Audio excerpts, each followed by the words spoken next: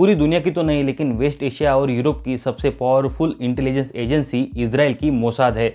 Mossad का दुनिया भर में स्पाइस का नेटवर्क है, खासकर गाजा पट्टी में, जो कई स्टोरीज, नॉवेल्स और मूवीज के लिए प्लॉट देता है। उसे शनिवार के भीषण हमले की कोई भी भनक नहीं थी। हमास के 100 से भी ज़्यादा आतंकवादी 20 लोकेशन से इजराइल में एंटर हुए और कम से कम 2 डजन इजरायली सिविलियंस को किडनैप करके ले गए। इस घटना से मोसाद की क्रेडिबिलिटी टूट गई है। इजरायली जनता ने सोचा भी नहीं था कि हमास के आतंकवादी गाजा पट्टी से इतना बड़ा हमला करेंगे, बल्कि लोगों को इसकी संभावना में नहीं लग रही थी। इसके मेनली 2 रीज़न हैं। इजराइल का अब तक का इतिहास देखा जाए तो ये जाहिर है कि इजराइल को अगर किसी ने छेड़ा तो ये देश ईंट का जवाब पत्थर से देने वाला है।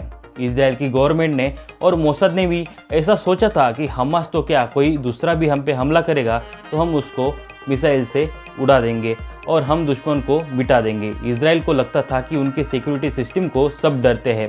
और दूसरा इंपॉर्टेंट रीज़न था over confidence. Israeli government, Israeli army तो है ही, लेकिन इन एडिशन शिन बेट और मोसाद, ये डोमेस्टिक और इंटरनेशनल इंटेलिजेंस एजेंसीज की इफिशियंसी पे इजराइल की आम जनता का बहुत विश्वास है। और ये विश्वास होना स्वाभाविक है, क्योंकि इजराइल के इतिहास ने ज़्यादातर जीत देखी है। लेकिन हमास के एक कॉवर्ड अटैक ने उस विश्वास को कम कर दिया है। सिक्योरिटी के मामले में इजराइल को दुनिया का सबसे कॉशियस देश माना जाता है। उसके पास सबसे बेस्ट इक्विप्ड आर्मी है। शिन बेट और मोसाद का नेटवर्क इतना बड़ा है कि देश के अंदर और बाहर किसी भी बड़ी घटना का इन सीक्रेट एजेंसीज के नज़र से बच पाना नामुमकिन माना जाता है, या ऐसे माना जाता था। गाजा में हमास और लेबनान में हिजबुल्लाह के साथ इजराइल आर्मी लगातार लड़ रही है। इसका मतलब यह है कि दोनों बाउंड्रीज वॉर के लिए अधिक तैयार है।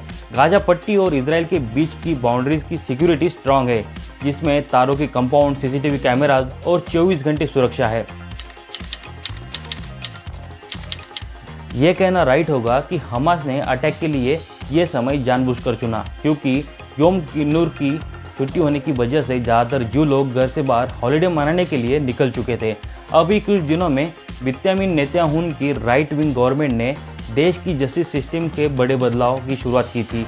इसका केवल इजरायली जनता ने, बल्कि farmer army officers, retired soldiers ने भी पब्लिकली विरोध किया था।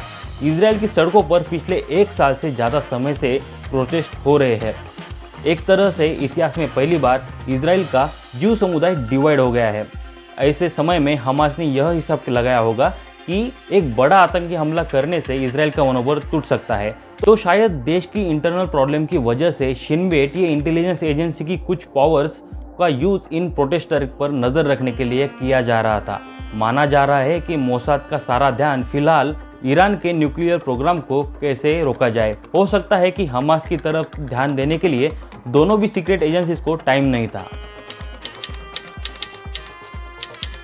कई वर्षों से गाजा पट्टी कॉन्फ्लिक्ट पर प्रैक्टिस कर रहे एक्सपर्ट के अनुसार ऑपरेशन अल अक्सा फ्लड की प्लानिंग कुछ महीनों पहले बनाई गई होगी। ये क्लियर है कि अटैक की पूरी एक्सटेंसिव प्लानिंग की गई है और इसका रिहर्सल भी किया गया है। वेपन, मैन पावर और व्हीकल्स जुटाए गए हैं। करीब 5000 मिसाइलें तैनात की गई थी। मोसाद को इस बारे में कोई जानकारी नहीं थी। पिछले 2 महीनों से पैलेस्टाइन नागरिक गाजा पट्टी में इजरायली बाउंड्री कंपाउंड के सामने प्रोटेस्ट कर रहे हैं। एक्सपर्ट के अनुसार इन प्रोटेस्टर के पीछे छुपकर हमास के सोर्सेस ने इजराइल की कमजोरियों को जाना होगा। इस बात की जानकारी मोसाद या शिन बेट को भी नहीं थी। 1973 के योम किन्नूर वॉर के बाद अब इजराइल के इंटेलिजेंस सिस्टम की खामियां सामने आ गई। तब की तुलना में मोसाद, जो अब कुछ हद तक अपडेट हो गया है, हमास से फिर से हार गया। फिलहाल इन विफलताओं की भी इन्वेस्टिगेशन की जाएगी और इम्प्रूव किया जाएगा, लेकिन अभी तो मोसाद का इनइफेक्टिवनेस इजराइल की बाउंड्रीज पर खून उगल रहा है। ये इन्फॉर्मेशन आपको कैसी लगी, ये हमें कमेंट्स में ज़रूर बताएं और हमें सब्सक्राइब करना मत भूलिए।